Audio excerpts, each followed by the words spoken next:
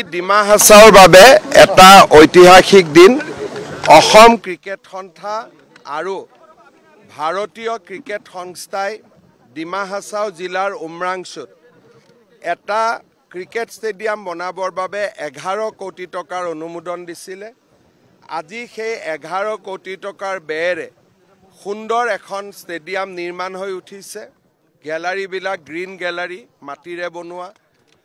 সেনাপতি তুলিৰামৰ নামত পেভিলিয়ন উৎসৰ্গা কৰা হৈছে আৰু ডিমা হাছাওৰ কাৰণে আজি এটা আনন্দৰ দিন। এইবাৰ ডিমা হাছাও জিলাৰ পৰা পুলিচৰ এপইণ্টমেণ্টতো বহুত ল'ৰাই চাকৰি পাইছে। ষ্টেডিয়াম যিমানে হ'ব ল'ৰা ছোৱালীয়ে দৌৰিব প্ৰেক্টিছ কৰিব সুবিধা পাব, খেলুৱৈও বনিব, পুলিচ CRP আৰ্মিত যাবৰ কাৰণেও সুবিধা পাব। মই ডিমা হাছাও কাউন্সিল, অসম ক্ৰিকেট সংস্থা, ভাৰতীয় ক্ৰিকেট সংস্থাক ধন্যবাদ জনাইছোঁ।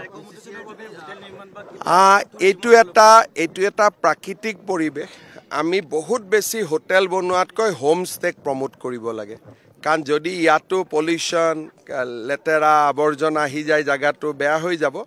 এখন আমাক ডাঙৰ হোটেল লাগে, কিন্তু বাকী আমি যিমানে হোম ষ্টেক প্ৰমোট কৰিম সিমানে মানুহে কাম পাব।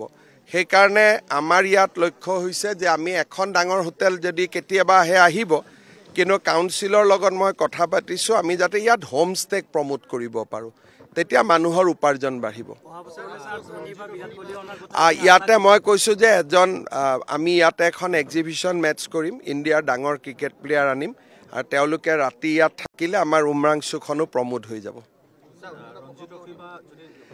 চাওক, ৰঞ্জিত ট্ৰফি অনাতটো ইমান অসুবিধা নাই, এইটোতো আমাৰ ঘৰৰে কথা। দেৱজিৎ শইকীয়া যিহেতু BCCI ছেক্ৰেটাৰী, গতিকে তেওঁ নিশ্চয় কৰিব পাৰিব, কিন্তু এইটো যিহেতু ক্ৰিকেট সংস্থাৰ বিষয় সেইকাৰণে মই ক'ব খোজা নাই।